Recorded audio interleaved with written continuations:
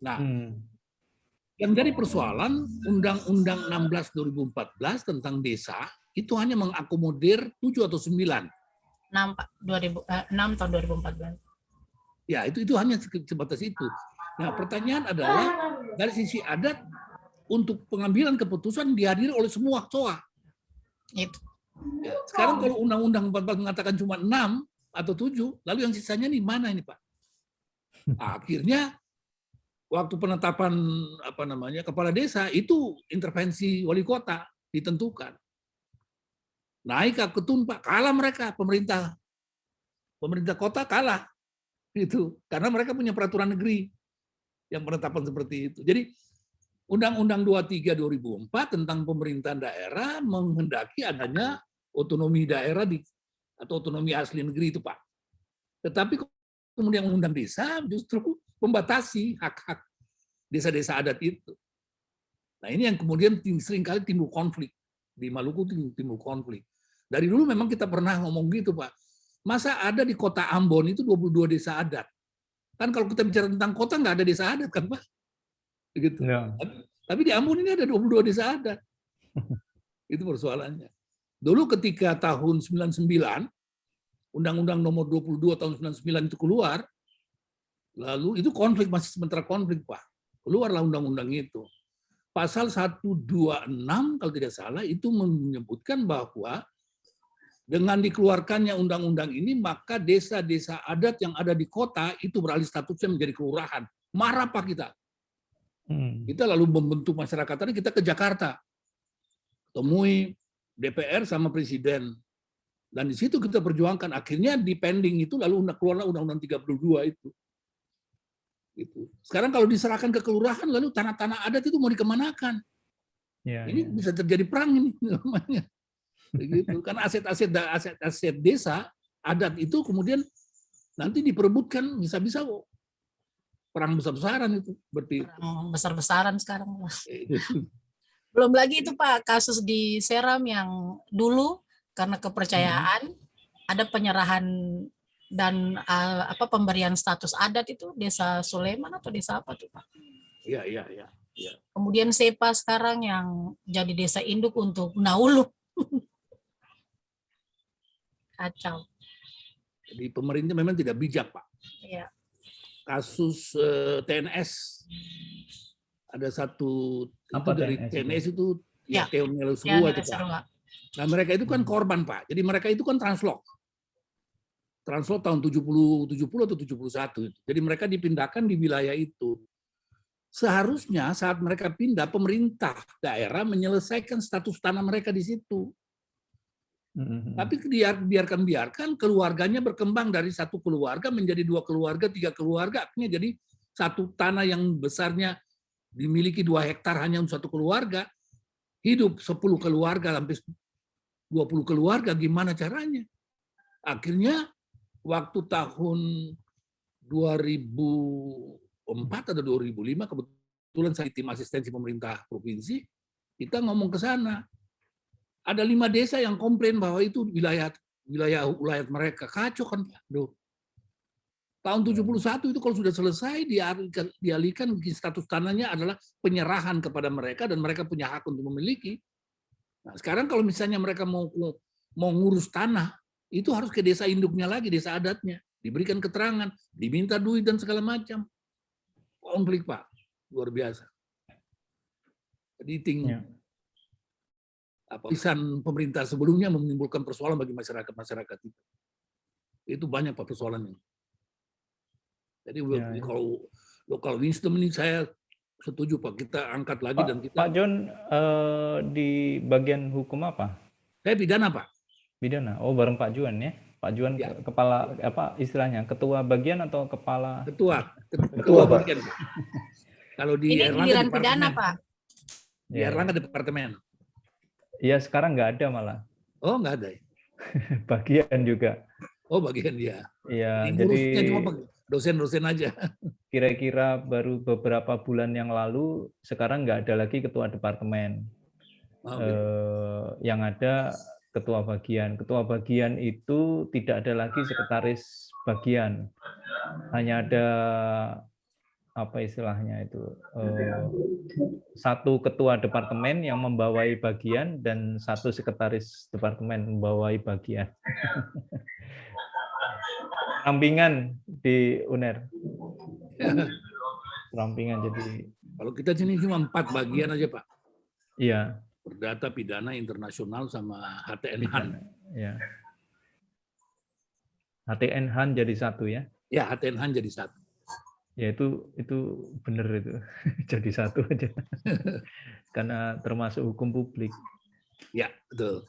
Kalau di beberapa kampus luar itu public international law gitu istilahnya. Bisa ya, Pak. Public law atau public international law. Termasuk HTN Han. Ini udah lengkap kah? Belum semua nih, Pak. Belum, Pak. Belum semua, Pak.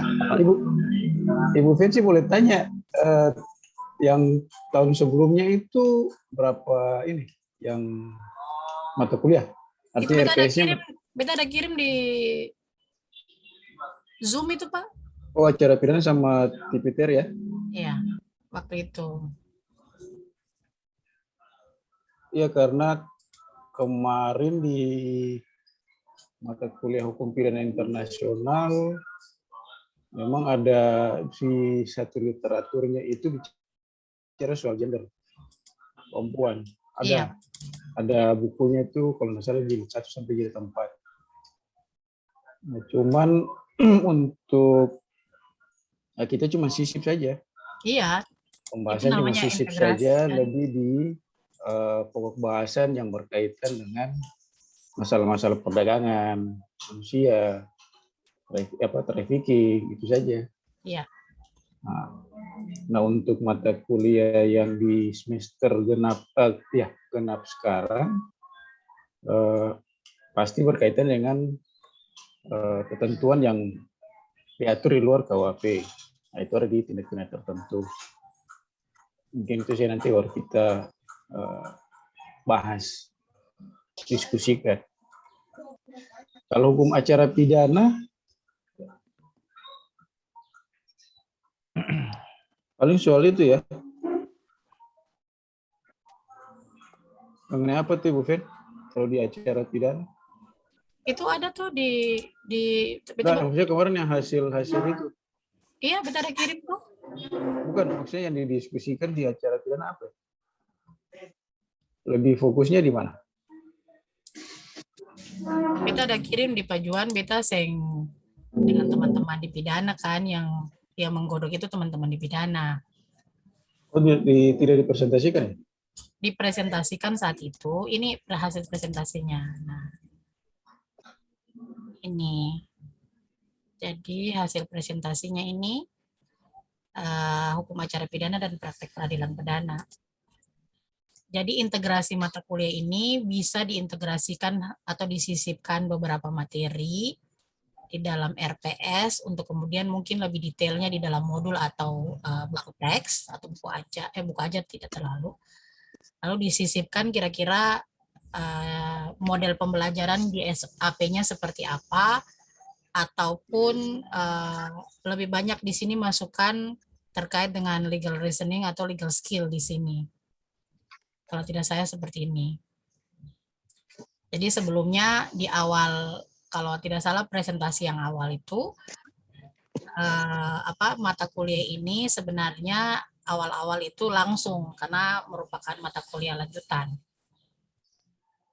Jadi tidak ada refreshing terkait dengan seperti pengantar lagi langsung diberikan kuliah. Lalu tidak juga terlalu dibicarakan terkait dengan moral dan etika yang seharusnya ketika beracara di peradilan. Padahal ini merupakan moral dan etika itu sangat penting dan punya peran di lembaga peradilan. Seperti itu. Jadi itu kemampuan akhir yang diharapkan yang dibuat di sini.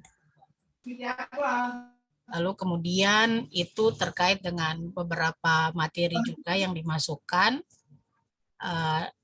legal skill di sini dengan kasus-kasus yang lebih variatif. Jadi diskusi kelompok ini yang Bajuan lihat di sini, sorry, Yang diskusi kelompok yang di sini diharapkan bahwa ada kasus-kasus yang diberikan kepada mahasiswa untuk kemudian didiskusikan. Jadi dosen lebih memberikan materi kepada mahasiswa, dosen memberikan kasus atau apapun itu modelnya, video atau apa, lalu mahasiswa diminta untuk diskusi. Seperti itu metode pembelajarannya. Itu Pak Juan. Jadi beta sih bisa jelaskan banyak terkait dengan Ya, paham. Maksudnya pikirnya mungkin ada perubahan atau di dalam RPS. iya. Ya, atau enggak biasa saja cuman nanti di secara ini saja kan, bukan apa namanya? Mau bilang dimasukkan, diintegrasikan berarti paling tidak ada sub atau pokok bahasan yang membahas soal itu.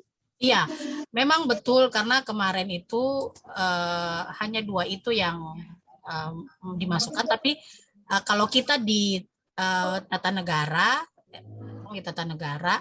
misalnya ini, sorry Pak Juan, beta menunjukkan tata negara punya. Nah ini, tata negara itu dulu bukan tata negara, hukum administrasi kepulauan itu dulunya tidak ada materi ini. Nah, kami tetap dengan 1, 2 dan lain-lain, tetapi isu terkait local wisdom dulu itu tidak ada materi penetapan batas wilayah perbatasan, kewenangan daerah di wilayah perbatasan, penataan. Ini kami baru masukkan karena di sini juga kami bicara tentang secara tersirat itu ada bicara tentang local wisdom, kemudian hak-hak yang lain. Nah, pertemuan 13 lanjutan dari di atas kami juga masukkan sub materi Ibu Lusita Hamad, terkait dengan masyarakat hukum adat di wilayah kepulauan dan masyarakat hukum adat di wilayah perbatasan. Nah, dulunya tidak ada di sini materi-materi ini. Begitu pula dengan misalnya hukum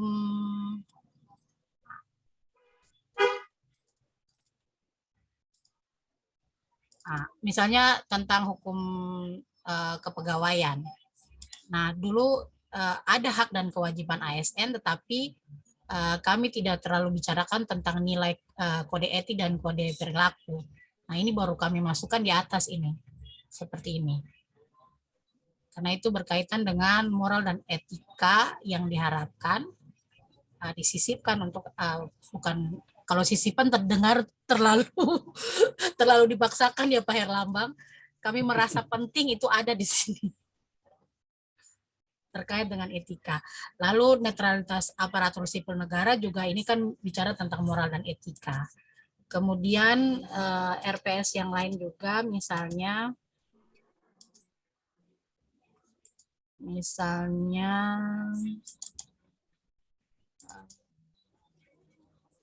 hukum perburuhan. Memang awalnya itu hukum perburuhan ini sudah ada materi-materi ini, tapi lebih dipertegas lagi. Dan kami memasukkan di sini ini subtema sub pembahasan yang baru itu tentang hak buruh perempuan. Dulunya tidak ada hak buruh perempuan. Jadi tidak semua RPS itu memasukkan semua tema SLAI, tidak. Ada materi-materi tertentu yang RPS yang lain yang cuma mungkin isunya satu, tapi ada memang satu RPS yang semua isu bisa masuk, misalnya hukum dan HAM. Itu kan bisa masuk semua isu di situ, mulai dari moral dan etika, gender, local wisdom, legal skill, semua bisa masuk di situ. Kalau HAM itu lebih umum ya, iya. Lebih banyak. Iya, seperti itu. Jadi hari ini memang kami meminta teman-teman untuk hadir supaya paling tidak bisa lebih holistik ketika memasukkan itu. Dan kemudian kan ada Pak Herlambang dan Pak Ricardo yang mungkin bisa memberikan pencerahan kepada kita. Seperti itu. Itu Pak Juan, Pak John. seingat ini tidak ada artinya dibahas.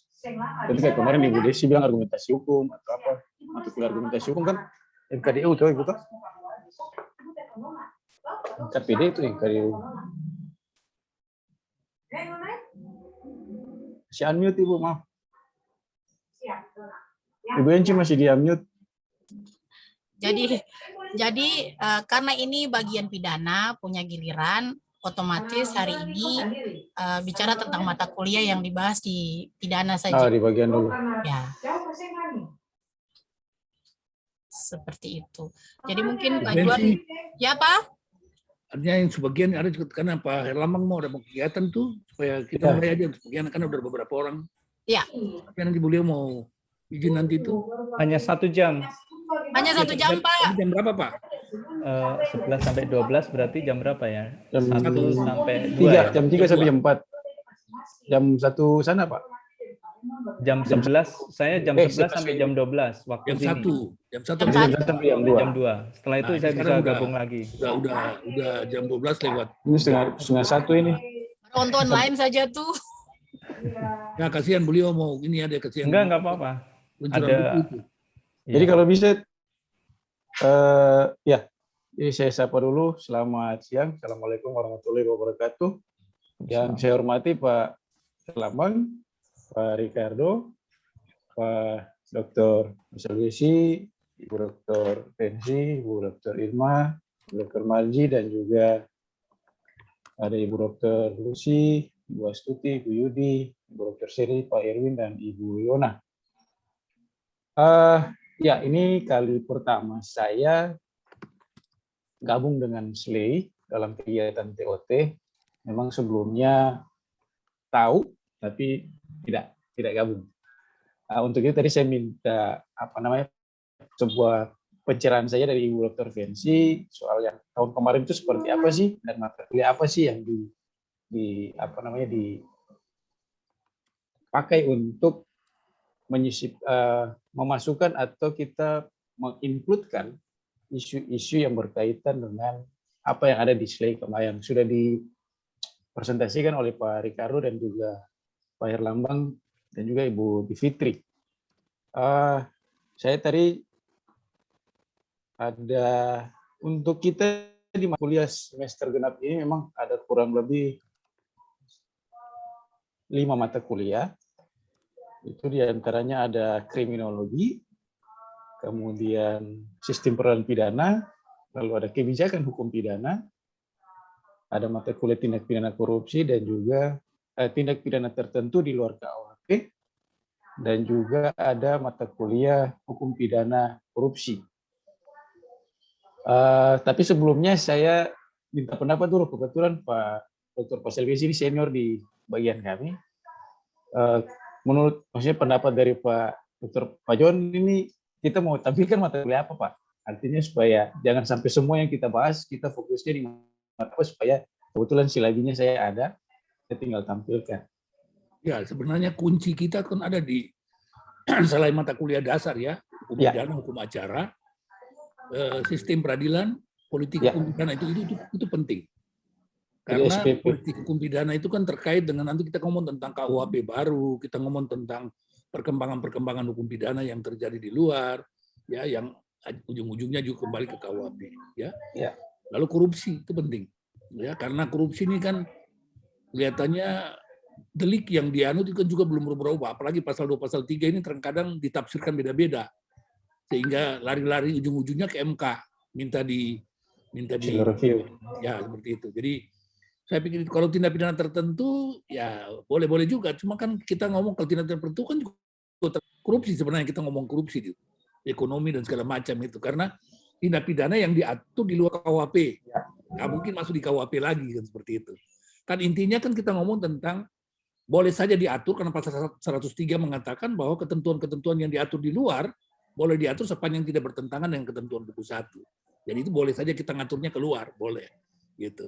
Tapi yang paling ini tadi tuh, ya, selain dasar 2 itu, lalu kemudian politik hukum pidana, sistem peradilan pidana, korupsi itu paling penting, Dan tergantung Pak Ketua, kalau tindak pidana tertentu juga boleh.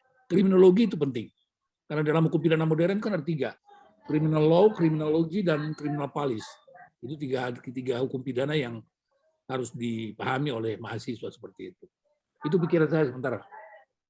Terima kasih Pak John. Bapak Ibu sekalian, mungkin saya tampilkan dulu silabi kita untuk mata kuliah Sistem Peradilan Pidana. Saya mohon izin share.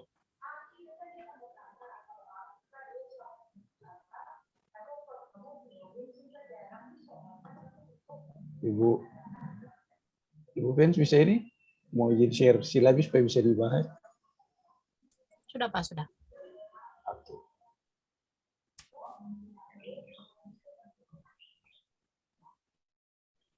Baik. Ya, bisa kelihatan Bapak Ibu? Ya. Di silabi kita ini sistem peradilan pidana, untuk pembuatan SKS-nya itu ada 2 SKS, dan mata kuliah ini diajarkan pada semester 5. Nah, untuk mahasiswa yang bisa atau mempelajari mata kuliah SPP ini, ada beberapa mata kuliah yang harus mereka selesaikan atau lulus, di antaranya pasti hukum pidana, hukum acara pidana. Baru mereka bisa masuk soal, bisa mempelajari atau menawarkan mata kuliah sistem peradilan pidana. Sebab nanti di mohon maaf mungkin agak loncat sedikit, pada prodi S2 ilmu hukum kami itu ada mata kuliah sistem peradilan pidana terpadu. Kalau ini yang di S1-nya kita sistem peradilan pidana, kurang lebih ada 7 pokok bahasan yang dibahas dalam 14 kali tatap muka. Pertama itu bicara soal pengertian dan tujuan dari sistem peradilan pidana. Yang kedua bicara soal pendekatan sistem dalam sistem peradilan pidana. Nah, di dalam pendekatan ini ada 3 hal, yaitu ada normatif, administratif, dan juga pendekatan sosial. Selanjutnya ada komponen dalam sistem peradilan pidana. Nah, yang kita ketahui kalau diatur dalam KUHP, itu ada 4 ya. Ada kepolisian, kejaksaan, pengadilan, dan juga lembaga pemasyarakatan sebagai tempat untuk terpidana menjalani masa pidananya. Lalu kemudian kita namakan advokat sebagai bagian juga dari komponen sistem peradilan tersebut. Nah, Bapak Ibu sekalian, bicara soal model sistem peradilan pidana yang saya tampilkan di sini ada 4, yaitu crime control model, due process model, dan family model, serta model keseimbangan. Nah, selanjutnya di poin 5 atau pembahasan kelima bicara soal SPPT, tapi sistem peradilan pidana terpadu di sini kita lebih memfokuskan soal bagaimana fungsi koordinasi baik di tingkat kepolisian, kejaksaan maupun juga pengadilan, tapi lebih banyak fokusnya di kepolisian dan kejaksaan karena proses pelimpahan berkas dari penyidik ke kejaksaan itu sesuai kata biasanya melewati batas waktu yang atau sudah tidak sesuai lagi dengan batas waktu yang sudah ditentukan dalam KUHP. Bisa terjadi berulang-ulang kali antara penyidik dengan jaksa atau pihak kejaksaan sebelum masuk dalam tahap P21 atau penyerahan barang bukti dan juga tersangkanya. Nah, ini menjadi masalah di persoalan sistem peradilan terpadu. Selain itu juga kita sedikit menjelaskan pada bagian ini persoalan-persoalan yang dihadapi khususnya di Provinsi Maluku, ya, karena keberadaan kita ini adalah memiliki banyak pulau, lalu kemudian faktor geografisnya juga yang sering menghambat proses koordinasi tersebut. Jadi proses koordinasi bukan hanya bicara soal nanti dalam proses yang tadi saya sebutkan bahwa BAP-nya, kemudian bagaimana saksinya itu, tersangkanya itu diserahkan atau ditahan, karena ada sebagian wilayah atau kabupaten baru atau daerah yang baru terbentuk ya, menjadi kabupaten baru, ternyata fasilitasnya itu tidak ada. Misalnya tidak ada rutan di situ, rutannya itu masih ada di kabupaten yang lama. Ya. Yang ada di situ misalnya cuma hanya ada kejaksaan, ada kepolisian, bahkan ada satu kabupaten yang tidak punya lembaga pemasyarakatan. Jadi mobilisasinya itu cukup tinggi. Ya, perhitungan waktunya juga itu padahal saya temukan di Seram bagian timur. Ya. Kemudian yang berikut, ya ini soal sistem peradilan Indonesia, kaitan putusan kehakiman, Mahkamah Agung, lalu ada peradilan umum dan peradilan khusus, lalu ada peradilan pidana menurut Undang-Undang 8 tahun 1981 atau KUHP, dan sistem pidana dalam konteks wilayah kepulauan. Ini kita fokusnya di sini. Mungkin itu pengantar dari saya untuk kita diskusikan di siang hari ini. Saya mohon masukan maupun juga tanggapan dari para fasilitator dan Bapak Ibu sekalian yang ada di saat ini. Terima kasih.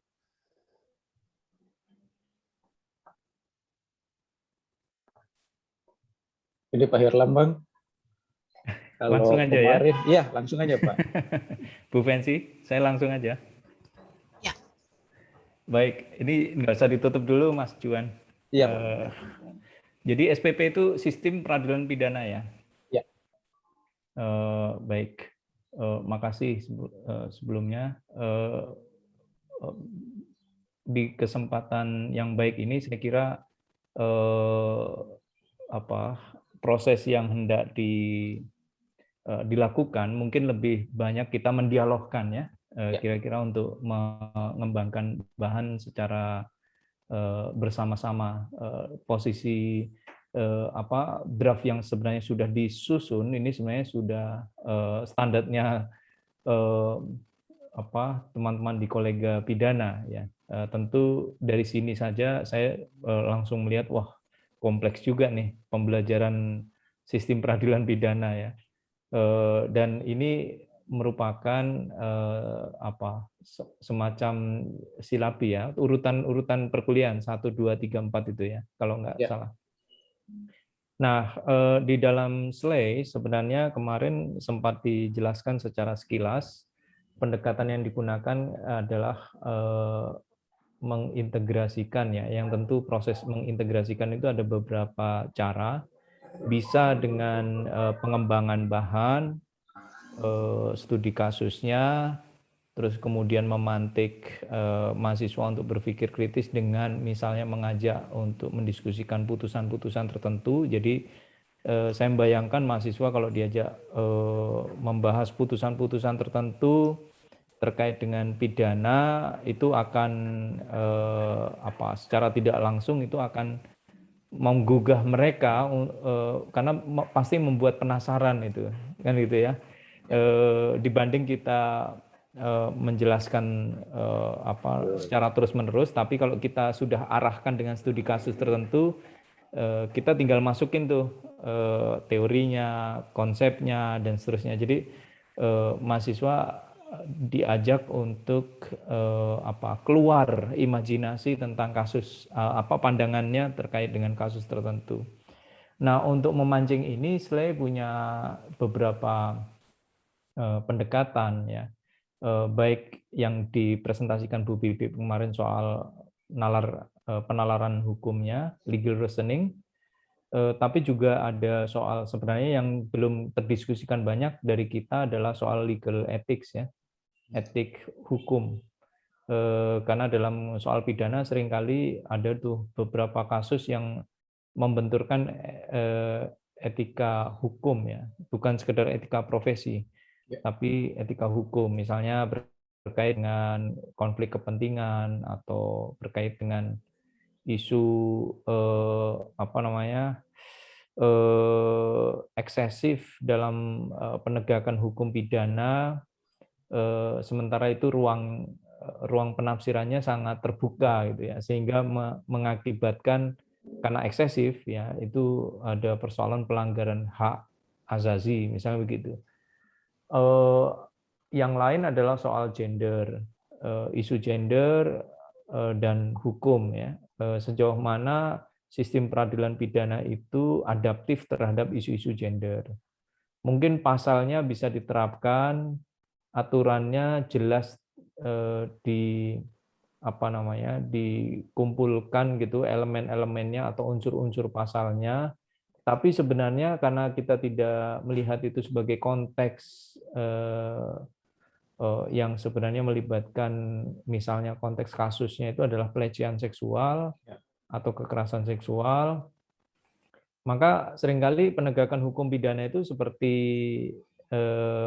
mesin saja dia, tidak menggunakan pendekatan yang sensitif gender. Contoh kasusnya misalnya ya kaitannya dengan ini kasusnya Baik Nuril. Kalau Bapak Ibu pernah menyimak kasusnya Baik Nuril, kasusnya Baik Nuril itu terpenuhi semua unsur pasal.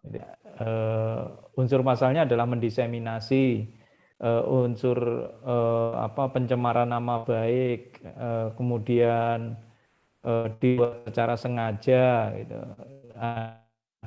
Ada proses transmisi, mas dia kasih pasal di Undang-Undang ITE ya, tapi tidak dibaca bahwa konteksnya adalah dia sedang berjuang mempertahankan harga dirinya untuk mengungkap kasus pelecehan seksual. Nah, kalau mahasiswa diajak ngobrol diskusi semacam itu kan kita itu pasal, tapi bagi korban atau bagi publik itu sebenarnya mencederai rasa keadilan karena menjadi tidak sensitif gender. Padahal ada misalnya ketentuan di Mahkamah Agung. Nah ini ada yang di luar mungkin dalam sistem hukum pidana atau sistem peradilan pidana ini ada ketentuan di Mahkamah Agung kalau misalnya ini kaitannya dengan kasus perempuan, melibatkan korbannya adalah perempuan, maka perlu penegakan hukum secara lebih khusus gitu ya, kaitannya dengan perempuan melalui surat edaran Mahkamah Agung. Nah kasus begitu salah satu contohnya ya. Atau juga mengangkat kasus-kasus pelecehan atau kekerasan seksual di berbagai lembaga keagamaan misalnya. Kayak di Jawa Timur itu ada kasus ya, anaknya kiai terkenal gitu ya, buktinya lengkap, ada korbannya, kesaksiannya ada, tapi nggak bisa diproses tuh, polisinya menyerah dengan tekanan, kemudian dibawa ke Polda juga, Poldanya juga tidak bisa mereaksi ya karena ini adalah seorang anaknya kiai yang terkenal dan terpandang dan kemudian dia juga punya capital yang atau dana modal yang sangat besar. Bahkan kalau Bapak Ibu pernah nonton film Wage Rudolf Supratman, film Wage, nah itu yang danai ini keluarga itu. Jadi ini tokoh ya, tapi anaknya bisa nggak terjerat hukum itu, padahal korbannya 3 santriwati ya. Proses hukum itu berhenti. Nah, pertanyaan berikutnya adalah bagaimana pendekatan atas kasus itu gitu. Sementara ada kasus yang serupa terjadi, pelakunya seorang mantan kepala desa itu dengan cepat langsung dihukum. Di sebelah kabupatennya itu kan di Jombang, sebelahnya di Pare. Saya ikut mengawal 2 kasus itu. Nah, itu contoh ya. Nanti mungkin pasti ada tuh kasus-kasus yang serupa di konteks Ambon. Kemudian selain itu, betul kata Pak John tadi di awal kita ngobrol secara informal soal kearifan. Bagaimana tuh misalnya kita tahu banyak kasus dalam tanda kutip kriminalisasi terhadap tetua-tetua adat atau pemimpin adat atau komunitas lokal yang memperjuangkan akses atas sumber daya alamnya atau akses hak-hak adatnya misalnya. Dan itu kan kasusnya banyak sekali. Bagaimana sistem peradilan pidana adaptif terhadap persoalan-persoalan hukum dalam konteks lokal, di mana hukum itu bukan sekedar hukum negara, tapi hukum yang juga bekerja dalam realitas sosial ya. Nah, itu sekedar ilustrasi contohnya. Kaitannya dengan etik, saya kira juga apakah etik misalnya dalam kasus pelanggaran HAM berat ya, seorang jaksa agung mengatakan bahwa kasus ini ditutup saja karena secara hukum itu tidak terpenuhi syarat, padahal itu tidak pernah ada penyelidikannya. Kasus itu diangkat. Ini kasusnya ini ya, kasus TSS itu, Trisakti Semanggi 1 Semanggi 2. Itu kan pidana itu. Nah, dia mengatakan bahwa kasusnya diputus saja. Kenapa? Karena DPR sudah mengatakan ini ditutup kasusnya. Nah, bagaimana mengkaji dari sistem peradilan pidana? Itu ada problem etik sebenarnya, di mana penegak hukum kan nggak boleh memvonis kasusnya sebelum prosesnya dilakukan. Itu. Atau kasus pingpong. Kalau pernah dengar kasus pingpong antara Komnas HAM dengan Kejaksaan Agung. Itu juga bisa dijadikan contoh soal etik ya di dalam hukum. Tentu juga bisa bicara etika profesi ya, pelanggaran-pelanggaran profesi dalam proses penegakan. Ketika ya tadi contohnya eksesif tadi, tindakan-tindakan eksesif yang mencari bukti, mencari saksi, tapi dengan cara dipukuli pakai kayu kepalanya atau mukanya atau nah itu boleh enggak gitu. Didiskusikan. Jadi karena di dalam konteks penegakan hukum Indonesia itu kan kelasiman ya. Saya sendiri kehilangan laptop, pencurinya ketemu, ya laptopnya ada dijual. Dari mana? Saya tanya polisinya, dari mana taunya ini? Kalau itu laptop saya yang dicuri gitu. Ya disikat aja Pak, malingnya katanya. Disikat tuh pakai pukul kayu gitu loh. Nah itu saya nggak habis pikir tuh praktek yang tentu bukan begitu kan sistem peradilan pidana kita. Nah ini contoh ya melibatkan. Jadi singkat cerita itu bisa memperkaya studi kasusnya, bisa juga metode pembelajarannya yang di-switch dengan studi kasus, visual atau bentuk yang lain, bisa juga menambahkan sub kasus misalnya soal dilema-dilema di dalam penegakan hukum pidana dalam sistem peradilan pidana. Atau juga memberi bobot khusus, misalnya penambahan sub. Itu terserah, tentu mana yang terbaik yang bisa dikembangkan untuk proses pembelajaran. Itu yang saya bisa ini ya, sedikit memberi input, mungkin itu punya perhatian khusus atau makna. Ya, baik, terima kasih Pak Herlambang. Mungkin sebagai kita share saja di sini dalam proses pembelajaran. Kalau saya kebetulan kemarin beberapa waktu atau biasanya saya kasih contoh kasus itu pernah ada kejadian suami ini membunuh istrinya.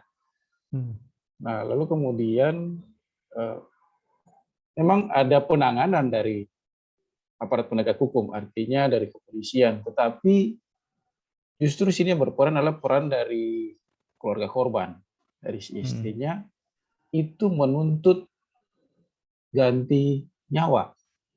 Jadi proses menuntut ganti nyawanya itu dari pihak pelaku atau keluarga pelaku harus memberikan seorang anak perempuan sebagai pengganti kepada keluarga korban. Maka itu dianggap selesai.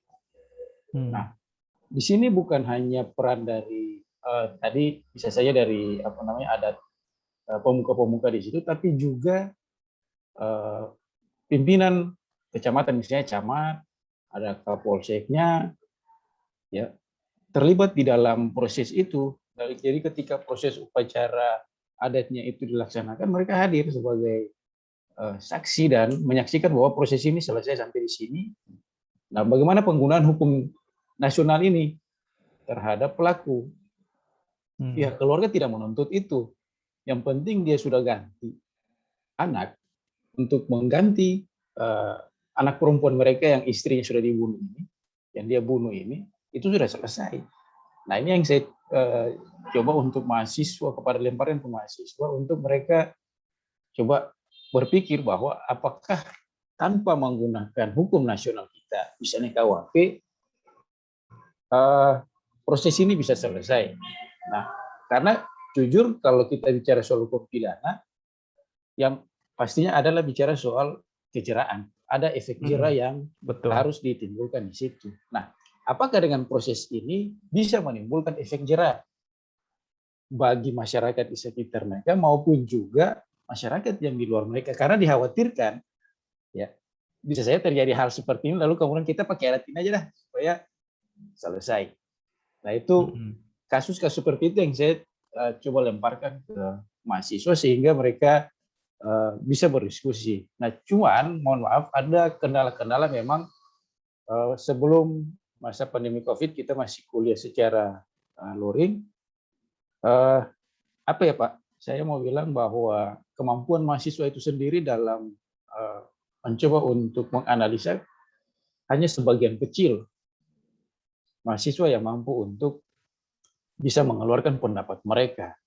Ya, sehingga kita kadang-kadang langsung terfokus ke mahasiswa-mahasiswa yang bisa kita ajak berdiskusi. Yang lainnya itu hanya sebagai pendengar. Ya, itu yang menjadi kelemahan di dalam kelas. Bahkan kalau kita pakai metode sekarang daring seperti ini, mohon maaf lebih hancur lagi kalau saya katakan.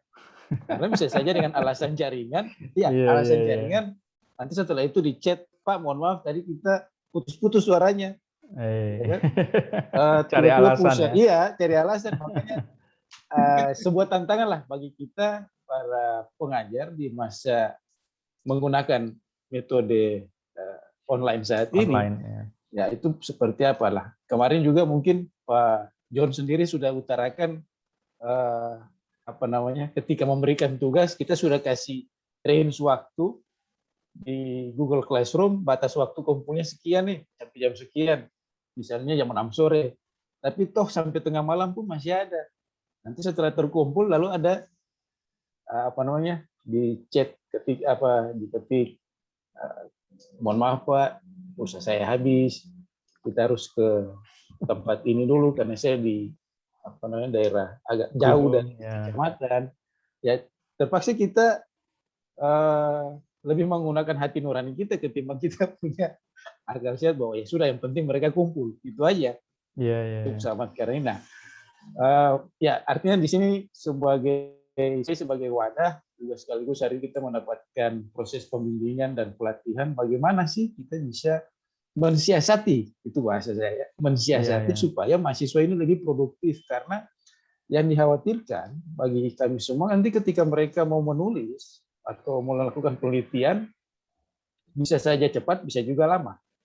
Karena proses pembelajaran mereka bisa saja tersendat, terhalang karena proses kita masih online seperti ini.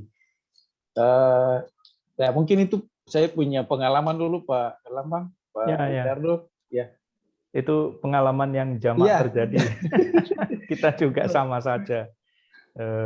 Mungkin nanti ada trik khusus ya, ada sesi khusus kita bahas itu ya. Setuju.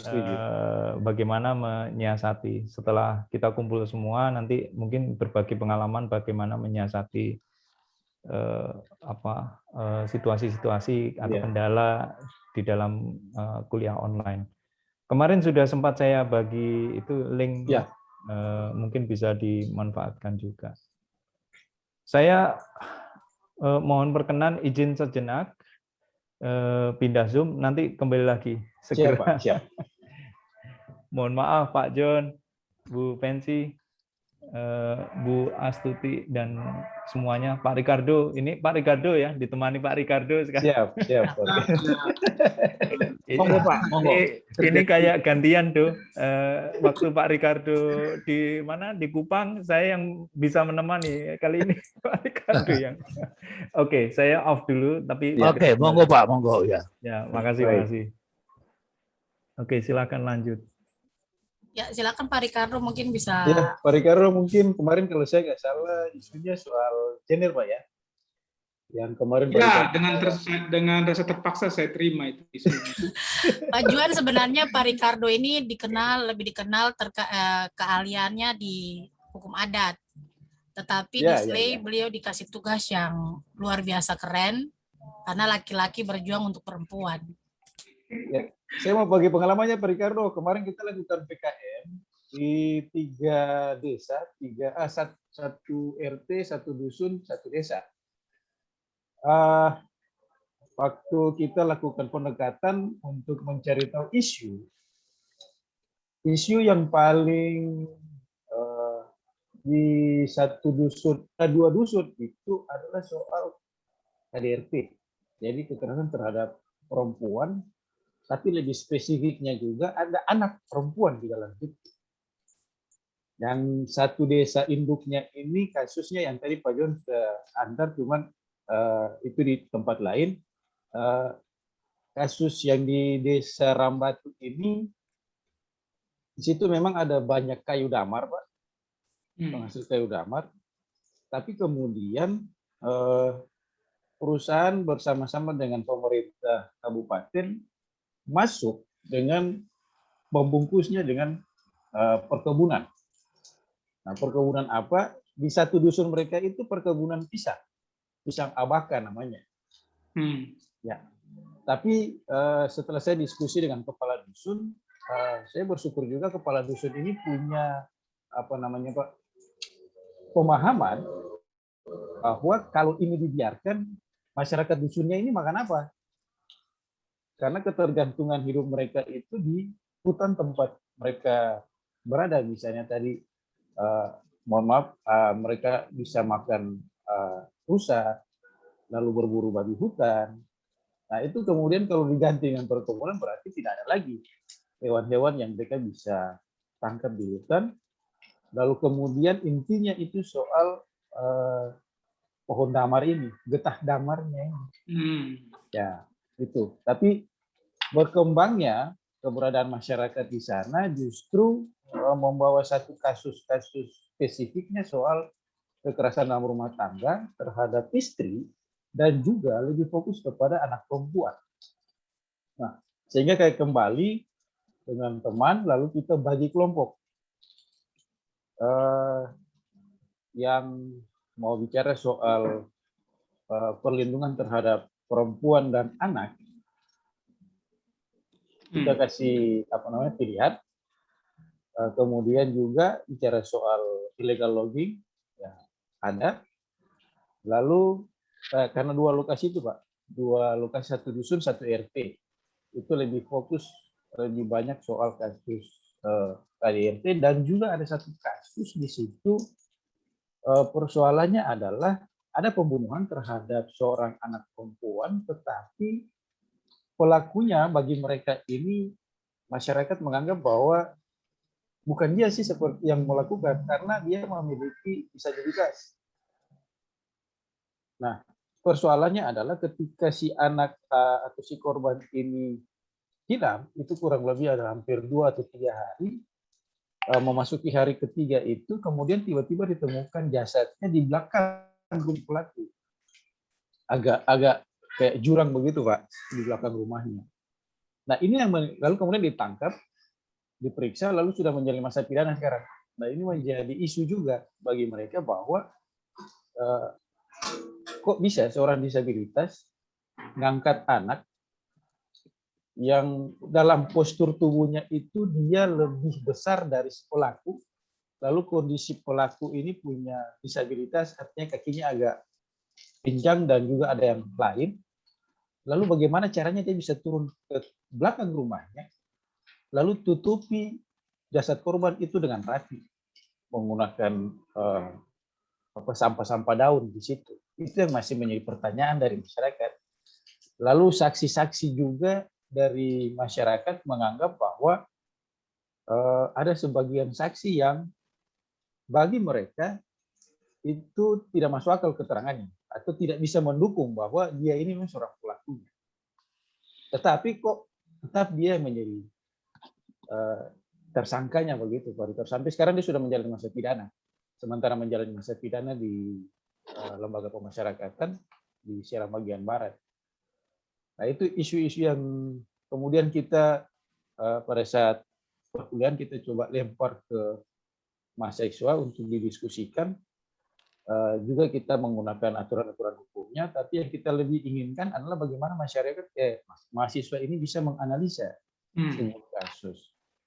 Nah, itu kemampuan mahasiswa ini yang masih perlu kita pertajam lagi, karena jujur saya mau katakan mahasiswa ini lebih banyak pembentukan pikirannya itu positivistik. Apa yang sudah undang-undang bilang ya seperti itu ya seperti itu aja, nggak bisa lagi keluar dari situ. Saya bilang bukan persoalan dari misalnya dari hukum pidana sudah mengatur bahwa ya ancaman pidananya 5 tahun dan bla bla bla selesai. Tapi juga harus dilihat dari hak-hak seorang tersangka atau terdakwa ini. Apakah ketika dalam proses-proses penyelidikan dan penyidikan hak-haknya ini terpenuhi atau tidak? Jangan langsung kita lihat punishment-nya. Kalau kita lihat punishment-nya ya kita kembali gunakan HIR saja.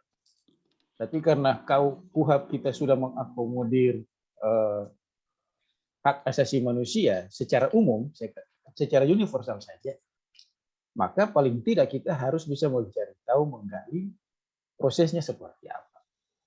Nah, itu ya mungkin pengalaman-pengalaman yang bisa saya share untuk Pak Ricardo, mungkin kita bisa bahas, karena selain gender, ada juga kasus-kasus seperti itu, Pak. Terima kasih, Pak Ricardo, Bapak Ibu sekalian. Baik, langsung ke saya ini. Ya, Pak Ricardo, ya. Terima kasih Mas Juan, Pak John, Bu Fensi, dan Bapak Ibu sekalian.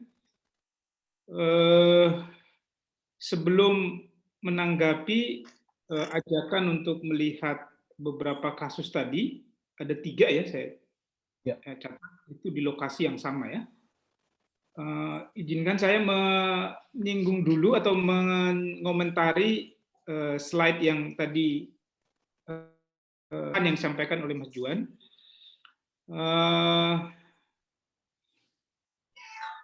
Sepemahaman saya yang sempit, hukum pidana ini dengan berbagai mata kuliah, hukum pidana ini kan salah satu bidang hukum yang kalau di Fakultas Hukum mata kuliahnya itu beranak pinak, termasuk di Fakultas Hukum UGM, dan karena itu banyak mata kuliahnya, banyak ya. Nah, hukum pidana ini kan kalau dilihat sepintas kita bisa katakan ini satu perwakilan representasi dari hukum yang menghadirkan sosok hukum negara, hukum formal, gitu ya. Ada banyak orang yang menjadikan contoh hukum pidana untuk menjelaskan bagaimana hukum negara, hukum formal itu cukup dominan, begitu ya, cukup dominan, termasuk untuk menjelaskan watak unifikasinya.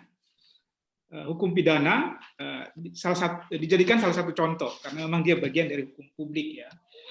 Tetapi sebenarnya hukum pidana ini kalau kita lihat mata kuliahnya saja ya atau pokok bahasnya, itu dia justru menunjukkan muka yang lain, bahwa dia ini sebenarnya nggak bisa lepas dari realitas. Kalau udah bicara implementasi hukum pidananya, kalau udah bicara implementasi kan udah perilaku. Nah, kalau perilaku itu bukan sesuatu yang bisa dijelaskan dengan hukum dogmatik. Hukum dogmatik itu nggak sanggup menjelaskan itu. Ya.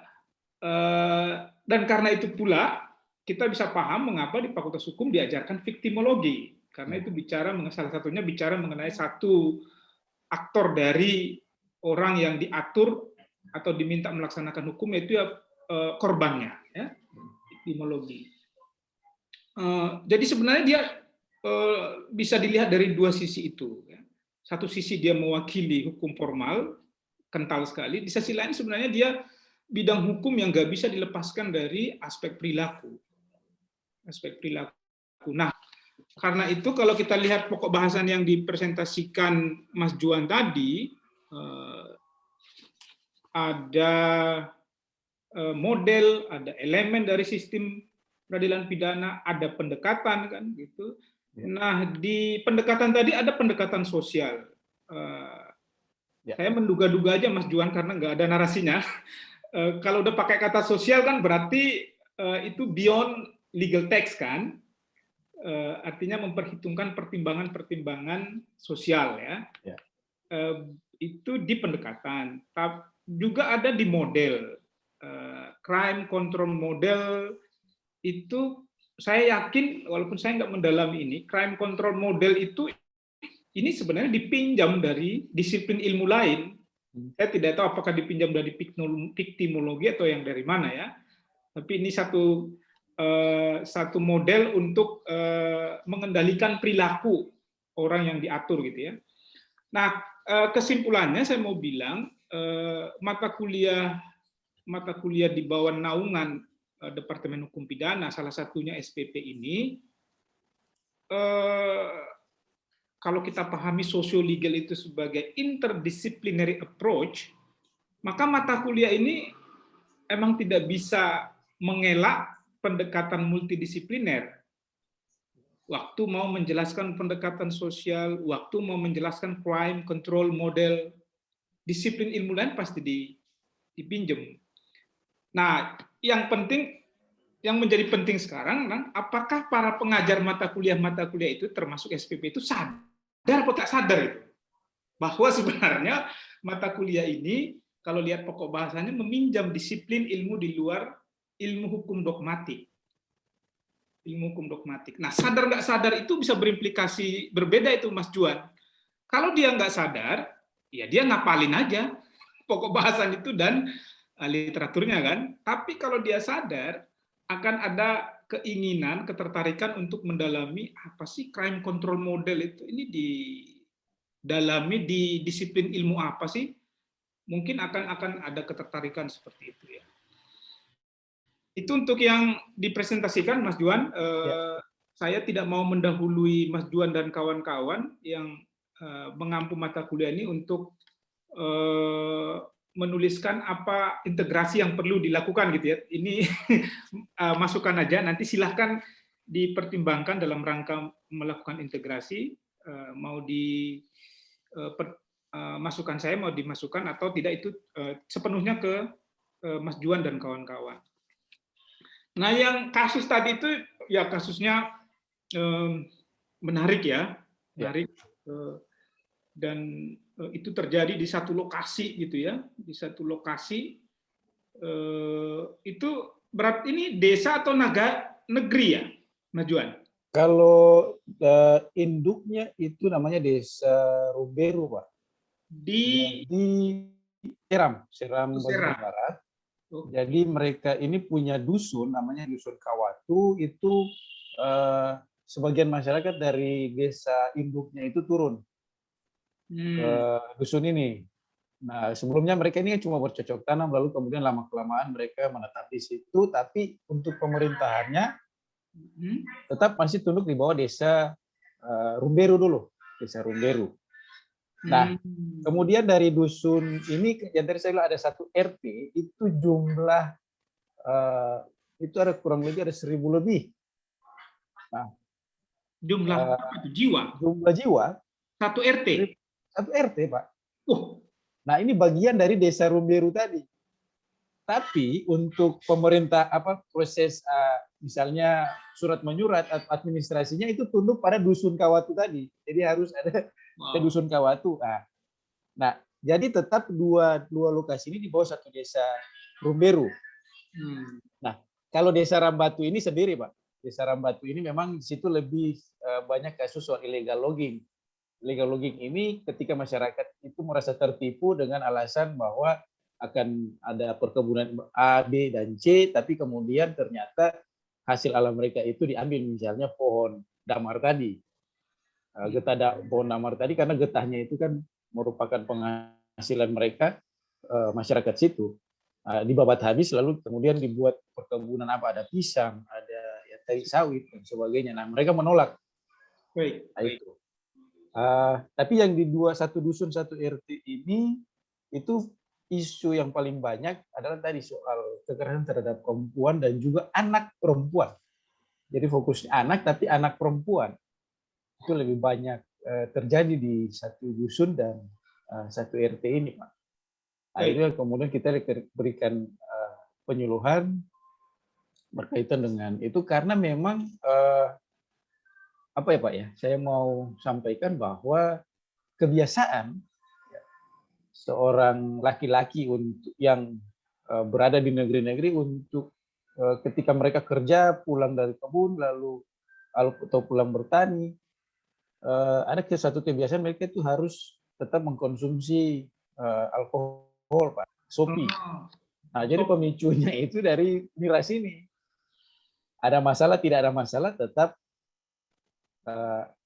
merupakan satu kewajiban lah kalau dikatakan seperti itu. Kalau di masyarakat adat meminum minuman keras itu kan biasa, dan karena begitu nggak sampai mabuk kok sampai. Kalau prosesi adat tidak Pak, karena memang ada yang mengawasi, artinya ada kewang di situ dan sebagainya, memang karena itu proses adat. Tapi ini sudah menjadi sebuah kebiasaan Di keluarga, di tingkat keluarga. Di tingkat setiap ya laki-laki di kepala rumah tangga lah kalau saya bisa katakan. Karena lebih banyak dominan melakukan ini adalah suami.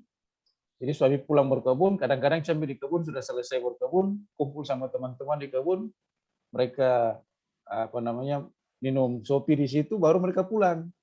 Nah, kadang-kadang pulang inilah yang terjadi kekerasan di situ. Jadi faktor pemicunya itu bagi mereka lebih banyak soal miras. Nah, nanti ada dibungkus sedikit soal mungkin masalah keuangan, faktor ekonomi, lalu anak mungkin terlalu rewel, lalu akhirnya kekerasan itu dilampiaskan kepada istri dulu, baru kemudian anak juga menjadi korban. Nah, ini lalu kemudian kita bikin penyuluhan dengan tetap soal undang-undang PKDRT itu dijelaskan kepada mereka. Karena nanti pada saat proses ketika dilaporkan di pihak kepolisian ya endingnya itu ya selesai antara suami istri itu sendiri. Kalau istri sudah memaafkan ya sudah, pulanglah, cabutlah aduan itu lalu pulang. Nah, nanti selang seminggu atau sebulan atau 2 bulan jadi lagi. Jadi berulang.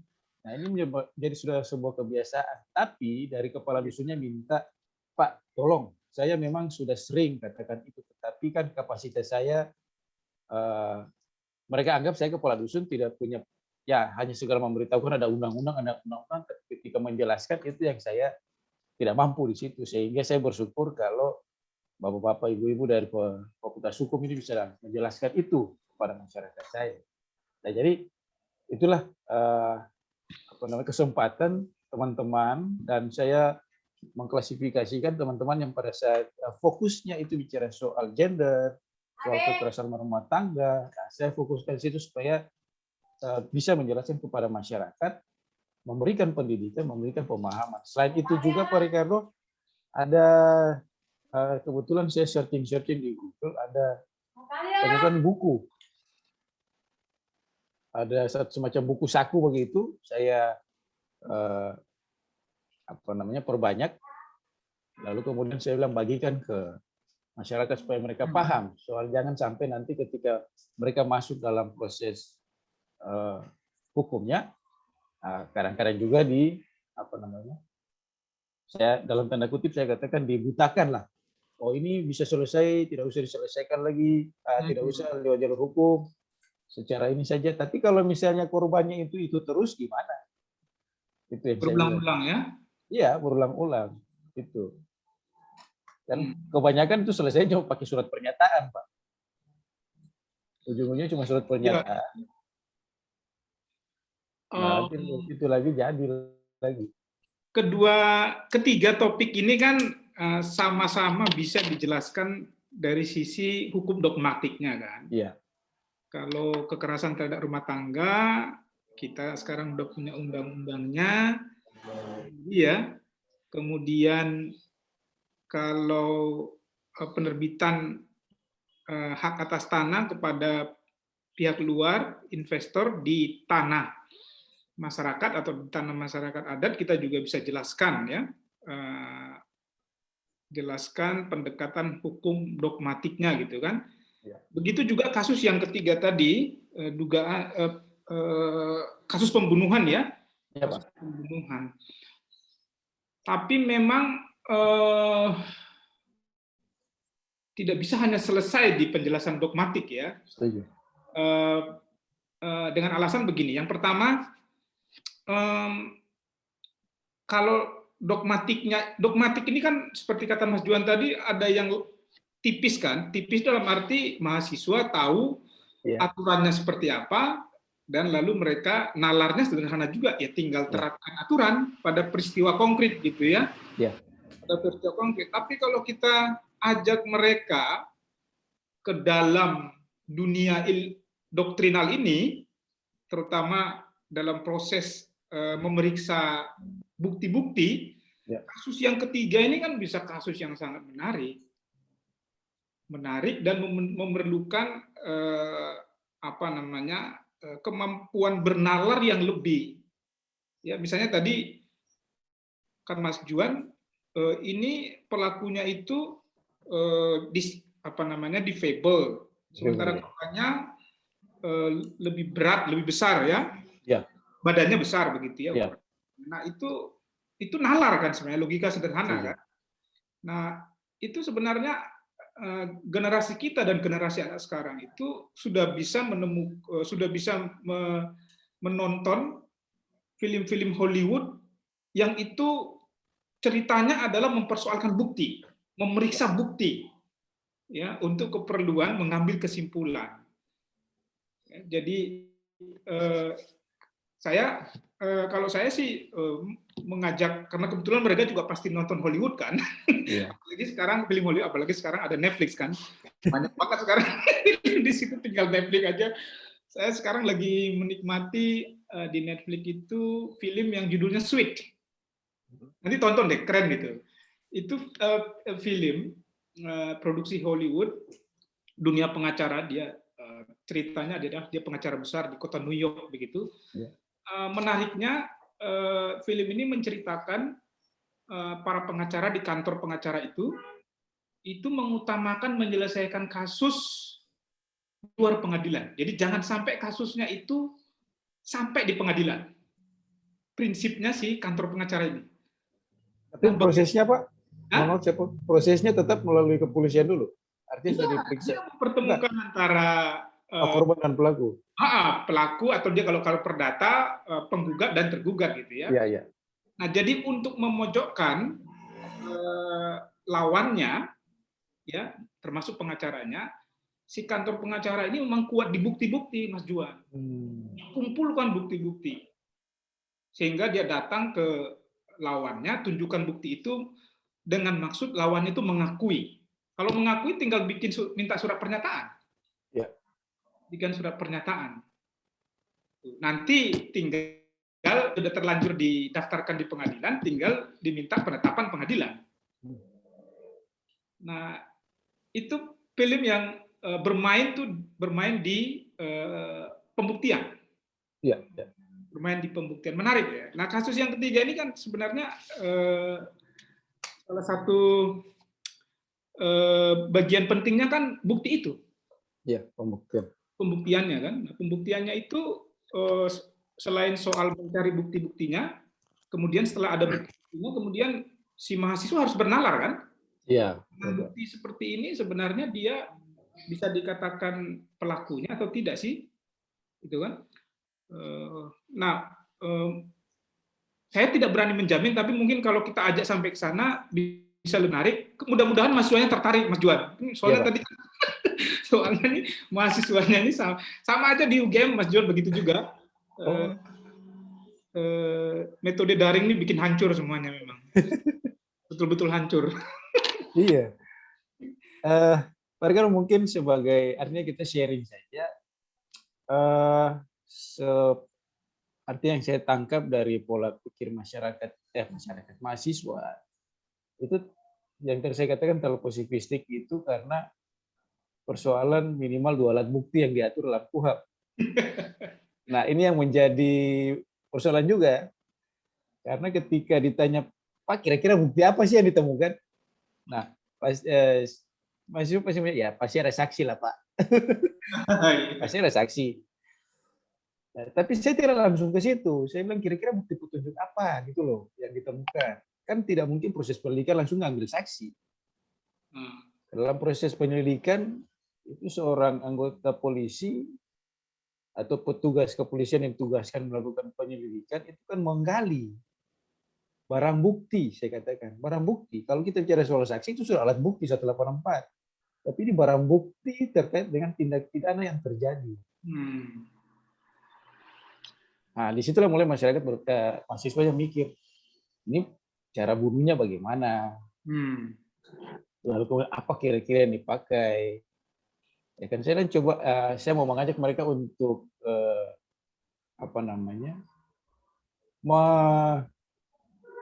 ilustrasikanlah dalam pola pikir mereka. Kalau mereka di posisi sebagai pelaku ini kira-kira bikin apa sih?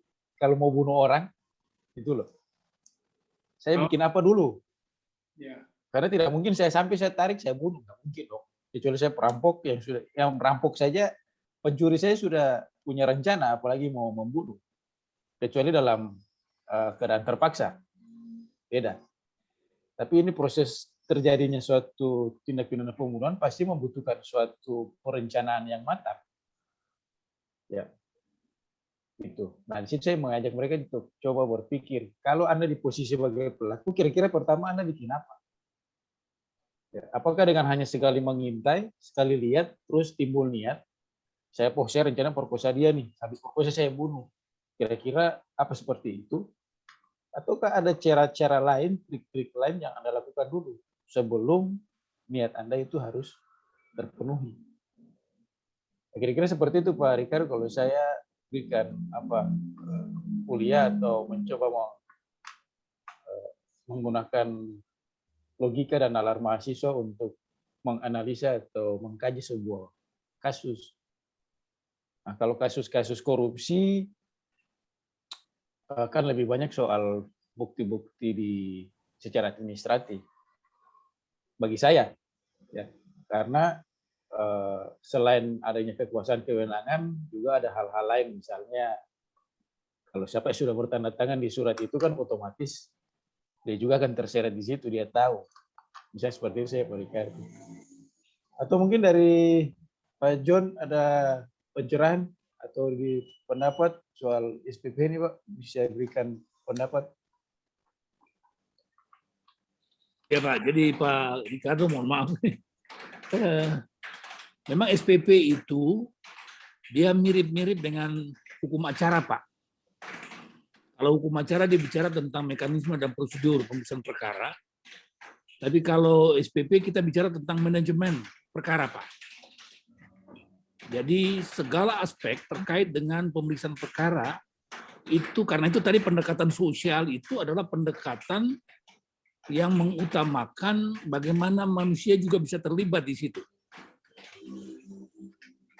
Pendekatan administratif artinya suatu perkara itu butuh pengelolaan secara manajemen.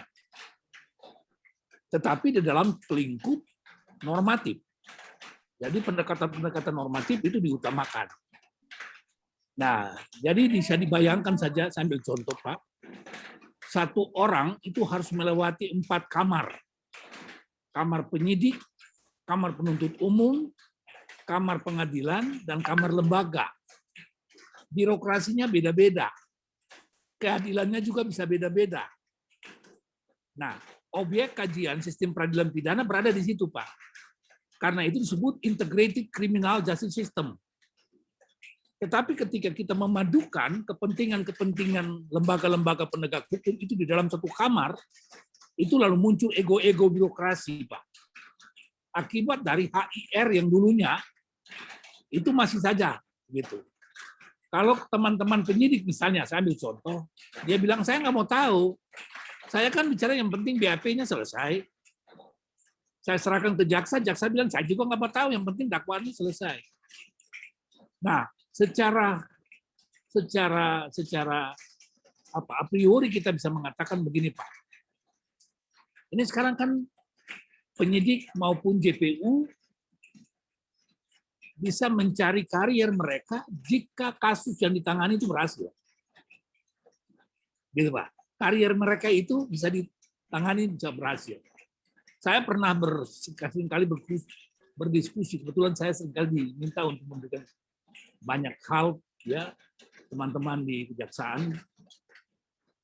Itu kepala-kepala seksi di kejaksaan misalnya, itu mereka minimal punya pengalaman 20 kasus, tapi di dalamnya itu harus ada kasus-kasus yang misalnya ada kasus-kasus dalam tanda kutip kasus-kasus yang berat. Kalau 20 itu cuma kasus pencurian biasa, perampasan, itu belum bisa jadi kepala seksi. Seperti itu. Nah, untuk mengejar itu, maka kasus yang tidak rasional menjadi sesuatu yang kemudian irasional. Karena itu seringkali perdebatan pendapat dari masyarakat. Jadi ada proses-proses kriminalisasi. Nah, sistem peradilan pidana mau mencoba untuk mengkaji tentang bagaimana perkara itu bergulir dari satu tahap ke tahap berikut dengan tetap memperhatikan aspek kepastian hukum, keadilan, dan kemanfaatan. Itu yang paling penting. Dan itu memang tidak gampang, Pak.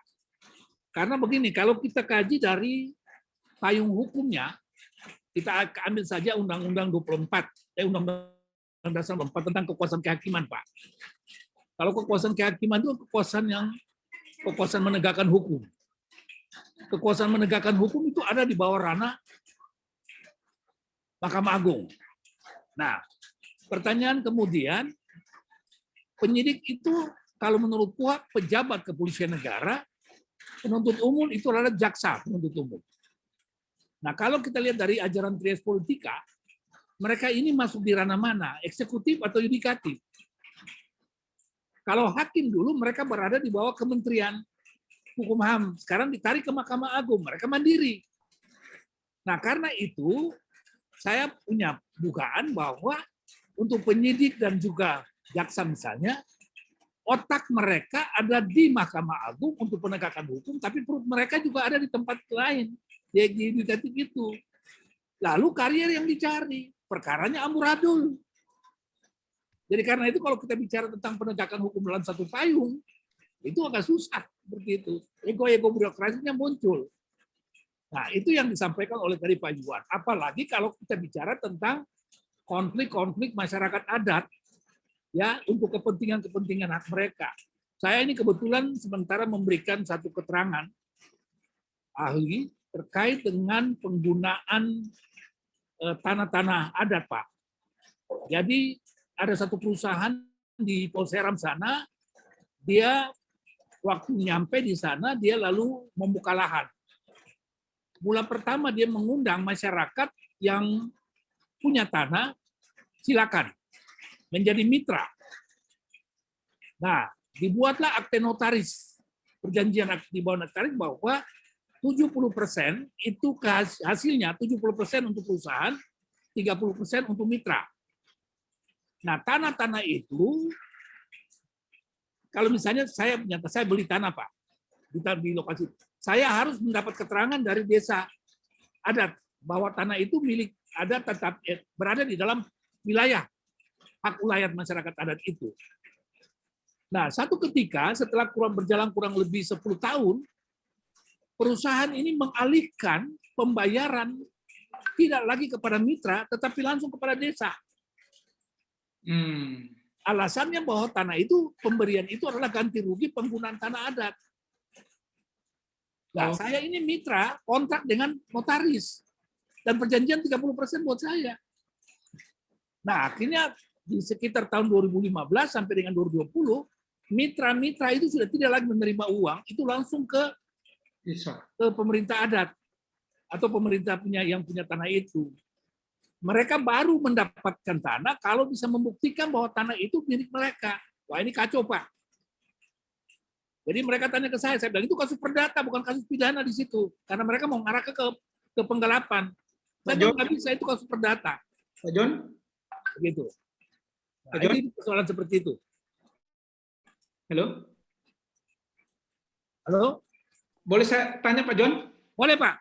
Itu yang mereka bikin perjanjian dengan akta notaris, di perjanjian itu sama sekali nggak menyinggung-nyinggung itu tanah siapa? Punyanya siapa? Jadi begini, tanah itu mereka punya, artinya seperti contoh misalnya ada satu desa, saya beli di situ atau saya dapat, Pak. Saya dapat tanah itu dari desa. Karena dapat, maka saya harus punya alas hak namanya kan Pak, keterangan dari desa bahwa itu punya saya. Nah, itu yang kemudian saya pakai untuk bekerja sama mitra itu. Tapi desa kemudian mengkomplain bahwa tanah itu punya desa, bukan punya yang bersangkutan. Keterangannya ada, Pak. Makanya saya bilang, tolong dicek lagi akte notaris itu. Tolong diperhatikan akte notaris itu. Anda belum memutuskan hubungan dengan pihak mitra, keluarga-keluarga itu dulu. Betul. Gitu. Karena tiba-tiba pemerintah PT yang bersangkutan melakukan perjanjian dengan akte otentik dengan desa tanpa sepengetahuan mitra, Pak. Itu begitu, Pak.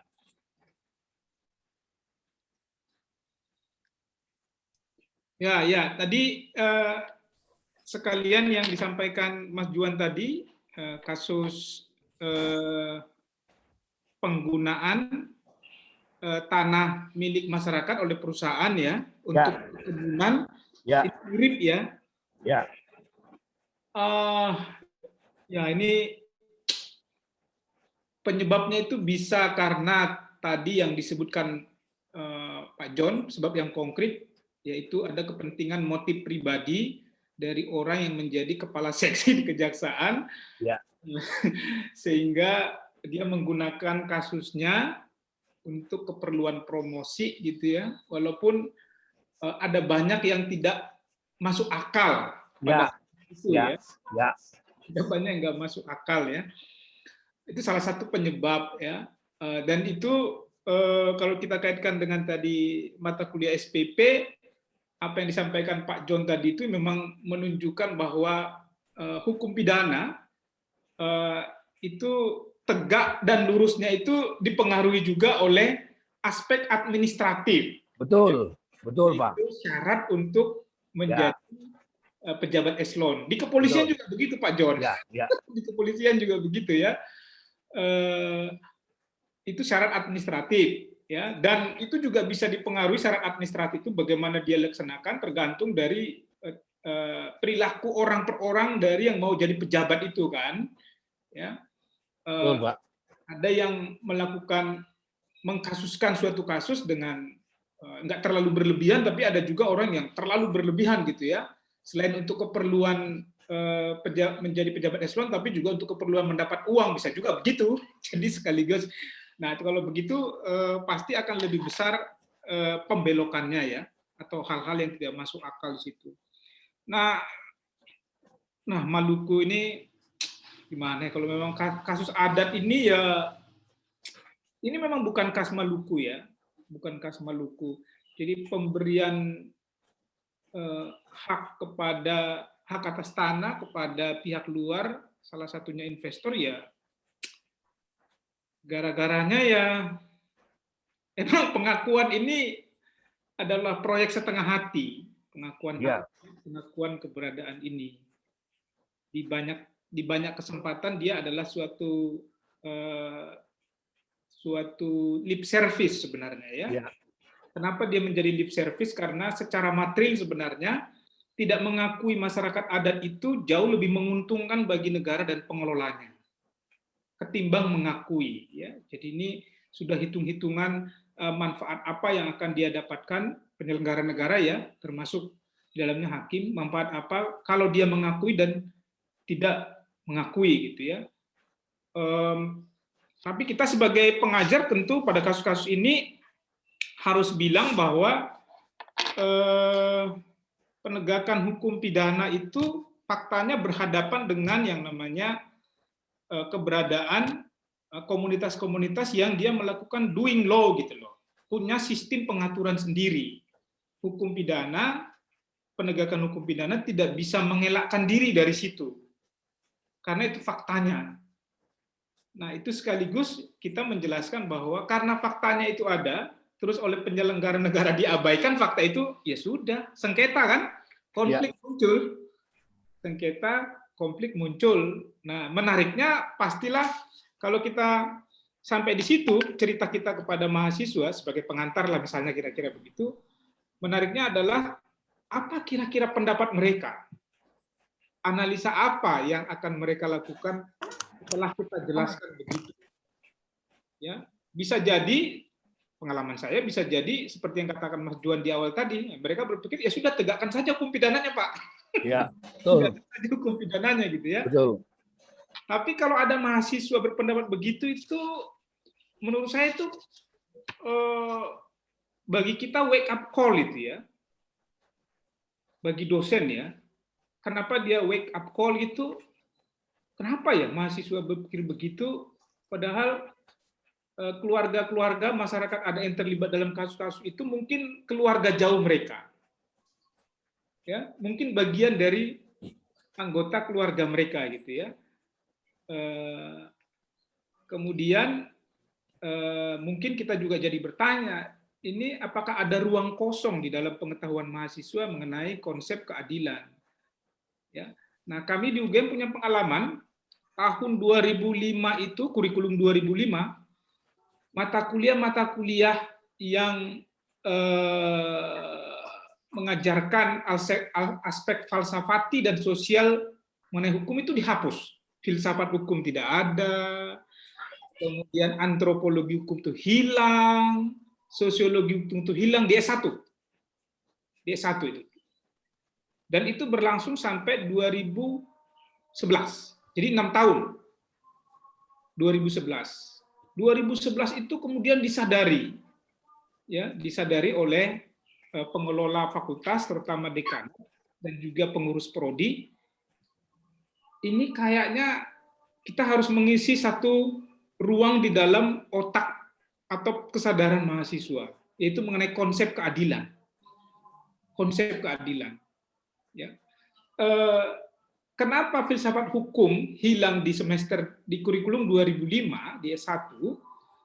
Itu karena ketika ada pertemuan dengan para alumni, ya kan kita sering melakukan tracer study kan, para alumni mereka mengeluhkan kurikulum Fakultas Hukum UGM yang tidak praktis, ya tidak praktis gitu ya. Nah akhirnya yang filsafat hukum, sosiologi hukum hilang di tahun 2005. Nah, 2011 itu disadari terutama karena melihat kasus-kasus yang menjadi perdebatan publik ya di tingkat nasional maupun regional gitu.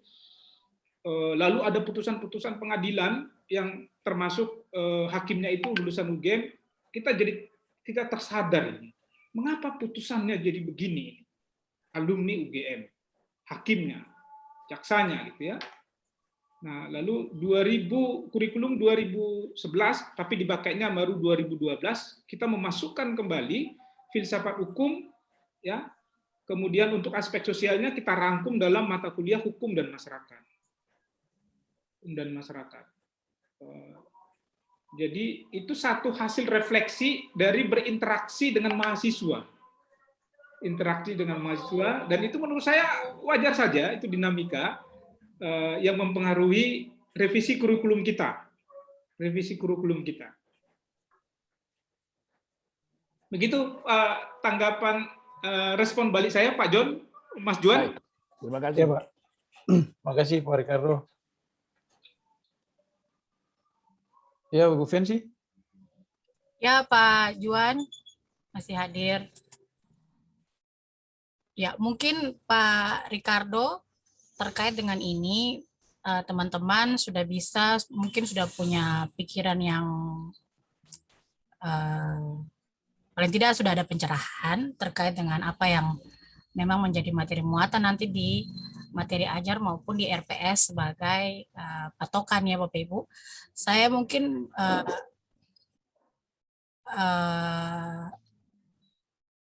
setelah ini Bapak Ibu mungkin Pak Juan mungkin akan memandu dan sekretaris bagian untuk membagi Bapak-Bapak Ibu sekalian dalam beberapa kelompok untuk nantinya mungkin ada RPS memang yang disediakan, mungkin coba untuk mengintegrasikan isu-isu yang tadi dibicarakan, termasuk apa yang telah Pak Juan temukan maupun teman-teman lain di penelitian dan melakukan pengabdian di desa-desa terkait dengan mata-mata kuliah yang Bapak Ibu asuh. Seperti itu Bapak Ibu. Ya, Pak Juan bolehkah ya? Di sini mungkin saya sudah mencoba berdasarkan apa yang tadi Pak Juan sampaikan.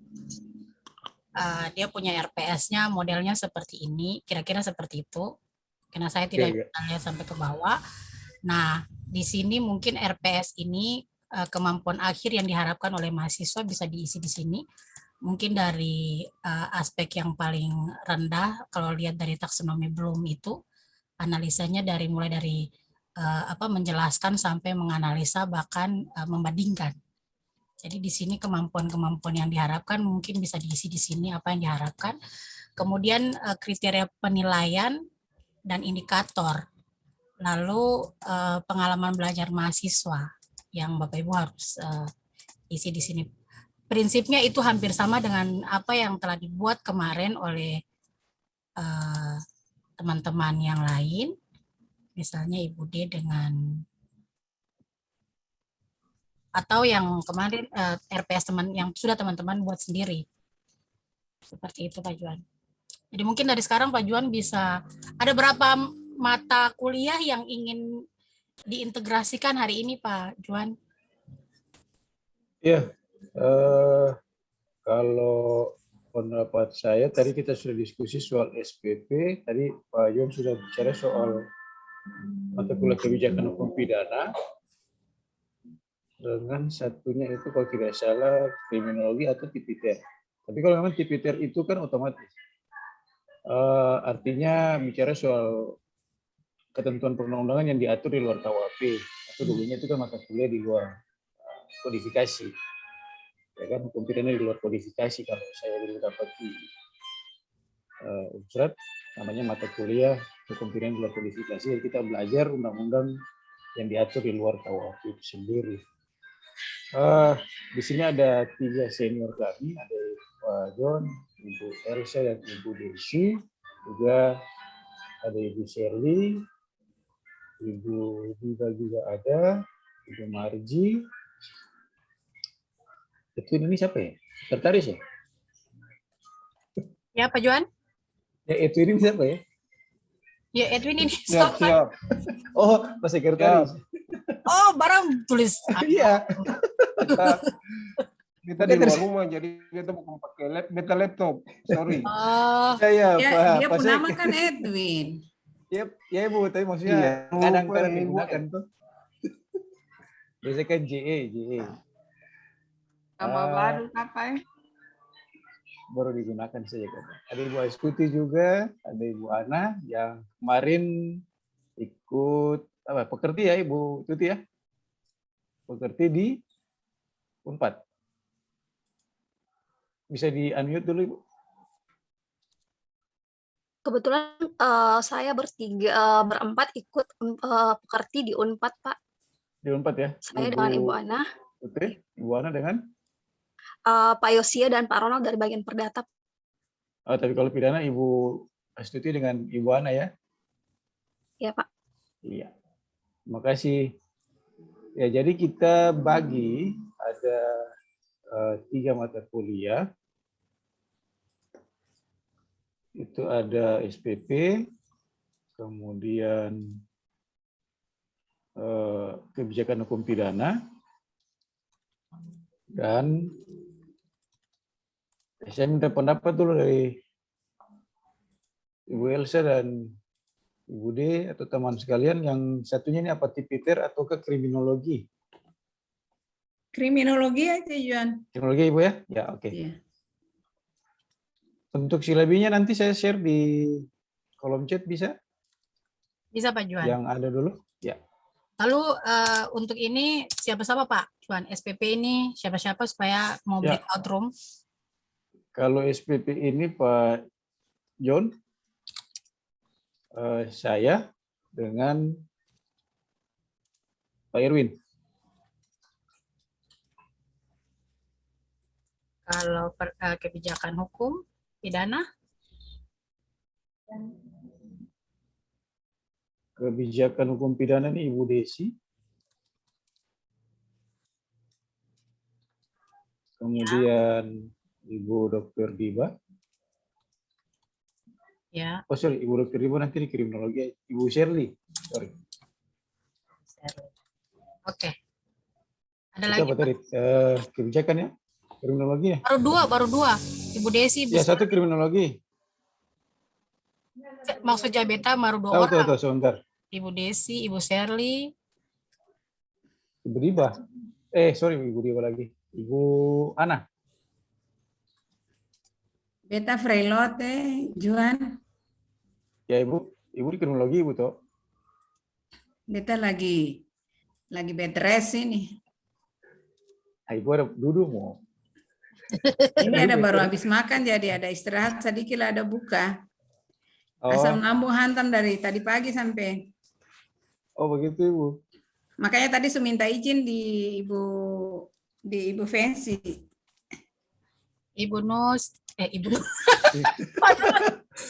Kriminologi. Ya, ada Kriminologi itu Ibu Marji. Ada Yudit. Ibu Marji, Ibu Yudit.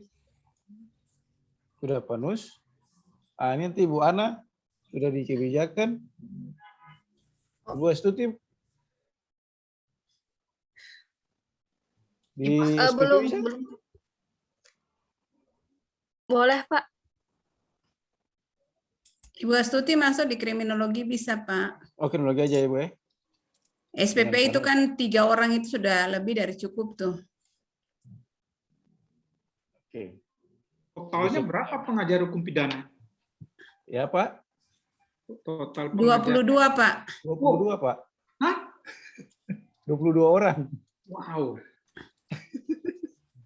Kami di UGM tidak sampai 10 pengajar hukum pidana. Wow. Hebat ya. Kami 22 orang, Pak. Oke. Masih kurang Pak Ibu Jen Nusi, Pak. Ibu Jen ini dengan Ibu Jen Batamang Pajondo saja. Iya, Batamang juga. Jadi SPP itu ada Pak John, Pak Juan, Pak Erwin, Ibu Jen. Lalu kebijakan hukum pidana Ibu Desi, Ibu Shirley, Ibu Ana. Lalu kriminologi ada 5 orang. Ibu Kenapa Ibu Elsa kan Pak? Iya. Kita minta izin toh. Siap. Oke, berarti seperti ini kita ada bikin breakout room. Bapak Ibu jangan lupa untuk apa yang tadi sudah saya sampaikan dalam pembuatan RPS, jangan lupa pengajaran di apply approach itu AA terkait dengan karena nanti hari Sabtu akan ada materi dari Pak Ratu Manan terkait dengan capaian yang ingin dicapai atau kalau dalam ini kemampuan akhir yang diharapkan. Jadi analisa awal tuh harusnya seperti apa. Ada taksonomi Bloom di sini mulai dari knowledge yang pertama, kemudian komprehensif, aplikasi, analisa, sintesis, dan evaluasi itu. Lalu dia punya kata-kata kerjanya ini, kata-kata operasional yang terkait dengan hal itu. Bapak Ibu jangan lupa, tidak mungkin di awal langsung mengharapkan mahasiswa menjelaskan. Di awal bisa mengidentifikasikan. Iya, tidak boleh langsung mengidentifikasikan, tapi paling tidak memahami dulu. Jadi tingkatannya harus dari yang paling rendah sampai yang paling tinggi. Mungkin sekedar mengingatkan saja. Iya, dari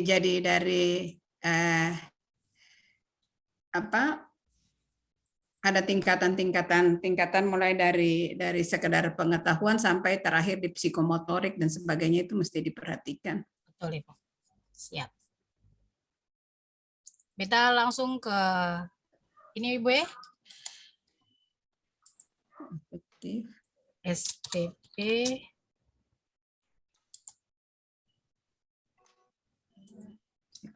SPP. Kemudian apa tadi, Bu? Kebijakan hukum pidana.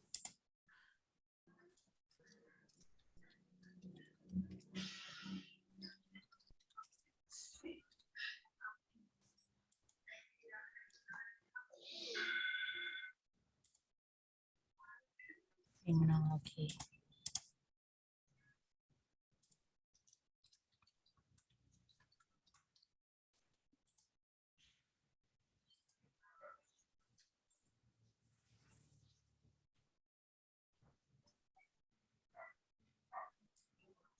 Efektif.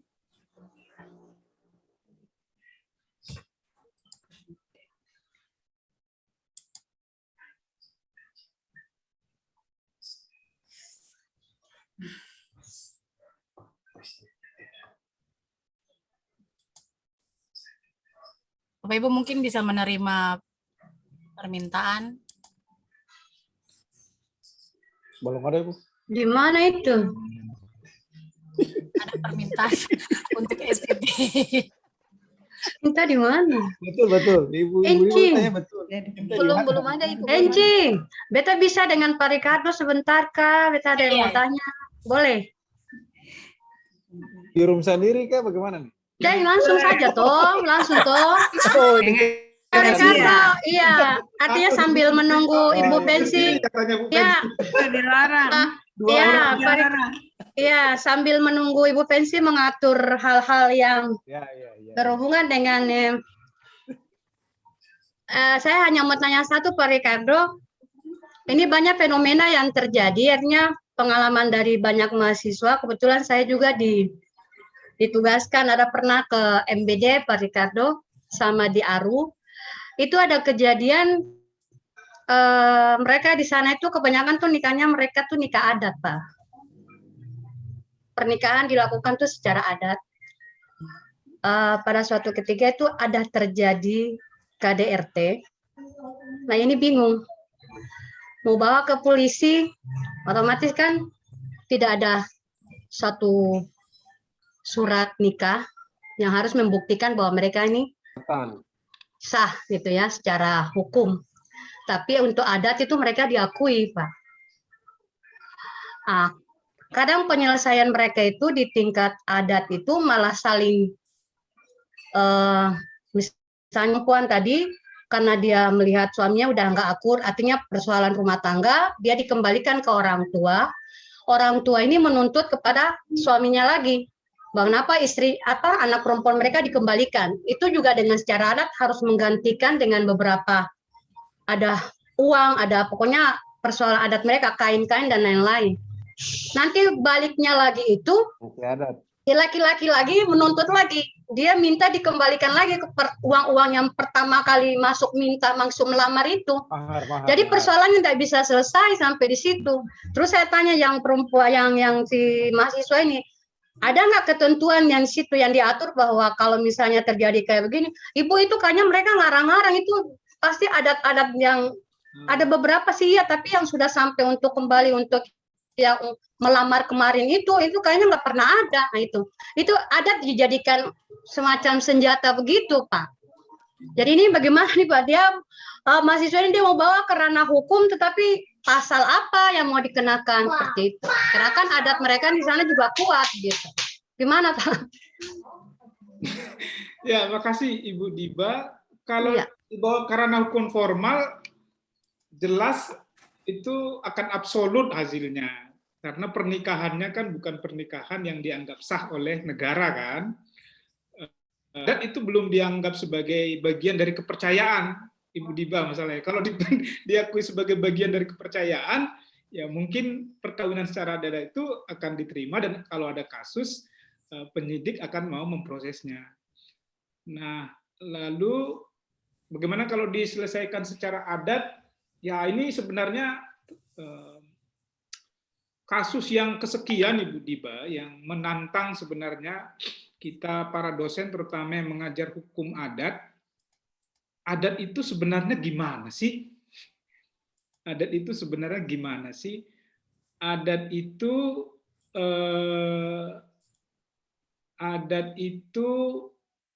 statik atau dinamis? Adat itu normanya atau asasnya? Kan? Itu pertanyaan-pertanyaan sebenarnya untuk meminta kita para akademisi dosen untuk melihat ulang adat. Jadi sudah banyak kritik sebenarnya kepada para pengajar hukum adat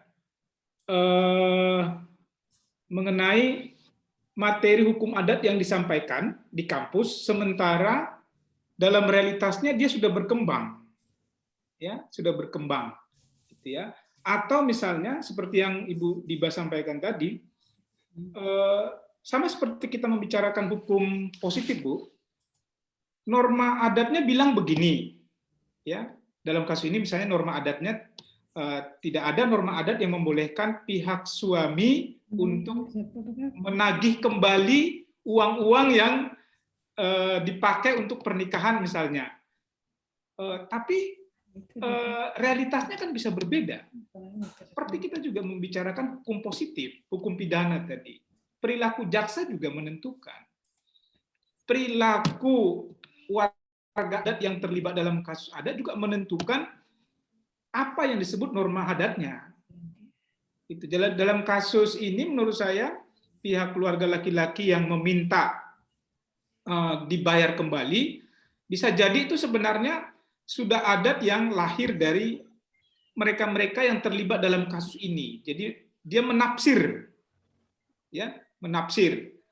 Kita sering menggunakan teorinya Friedman untuk menjelaskan bagaimana budaya hukum itu mempengaruhi kita yang diatur oleh hukum, para penegak hukum menafsir aturan hukumnya, ya sesuai dengan pengetahuannya dan kepentingan dia. Dan tafsir itu kadang-kadang menghasilkan aneh hasil tafsirnya, gitu loh. Termasuk yang Ibu contohkan tadi, aneh dalam arti si mahasiswa bilang ke Ibu, nggak ada Bu, norma adatnya nggak begitu, nggak begitu. Tapi si keluarga laki-laki tadi ya sama seperti orang yang diancam hukum pidana, dia juga berperilaku.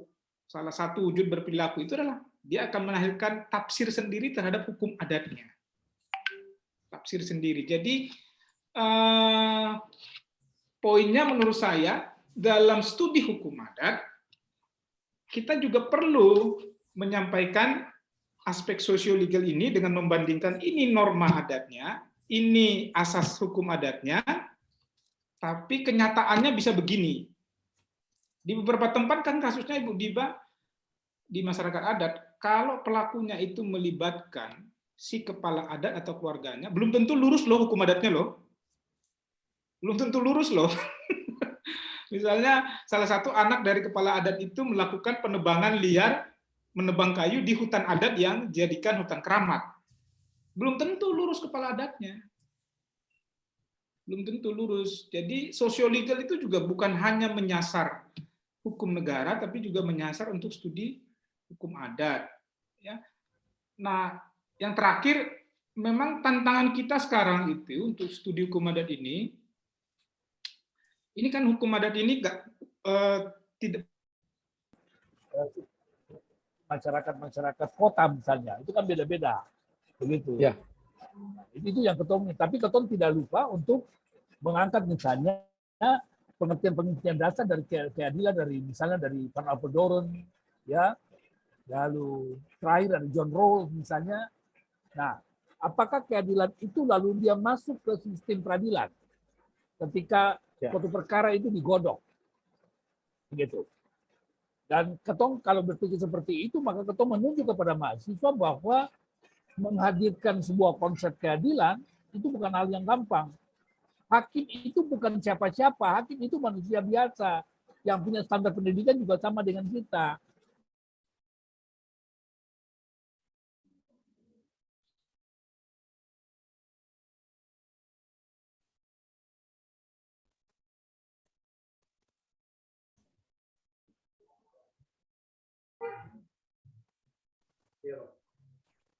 Enci, unmute tadi. Ya, selamat siang Pak Nus, Ibu. Selamat siang, Ibu Enci. Ibu Pensi. Ya ini kan dulu belajar kriminologi itu, jadi kasih masuknya di kriminologi. Ibu Astuti mau itu share screen, bisa dijadikan co-host, bisa di switch. Ya, bisa Ibu.